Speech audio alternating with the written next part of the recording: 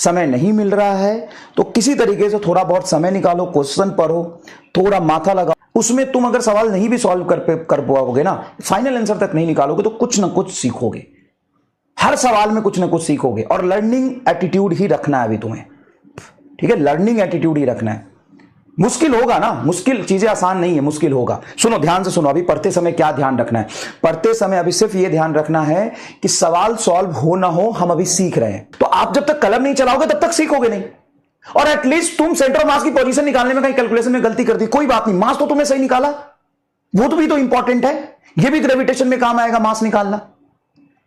तो आपको करते रहना है, कोशिश करिए, मेहनत करिए, और नहीं हो रहा है तो कुछ ना कुछ सीखने को तो जरूर मिलेगा, ये तो फैक्ट है ना। आंसर निकालना ही सिर्फ सॉल्यूशन नहीं होता है, वहां जब करोगे तो कुछ ना कुछ आपको सीखने को मिलेगा। सर इतना कुछ कैसे करेंगे? तो तुम्हें लगता है कि बिना कुछ किए सिलेक्शन मिल जाएगा? ये जो इतनी बड़ी जनता है, इतनी बड़ी जनता है, ये ऐसे मूर्ख है? बेटा ये 9th 10th और 12th की पढ़ाई नहीं है, ये कंपटीशन है।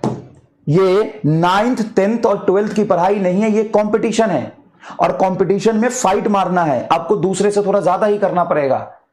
नहीं मिल रहा समय तो निकालो, सर नहीं निकल रहा उतनी समय है तो बाकी चीजें मैनेज करो।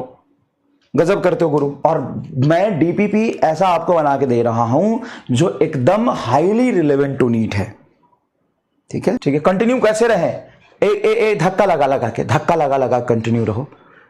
मतलब 5वीं क्लास में पढ़ रहे हो, 7वीं में पढ़ रहे हो, बोर्ड का स्टूडेंट हो, 9वीं में पढ़ रहे हो, फन है, यहां पर कंपटीशन है।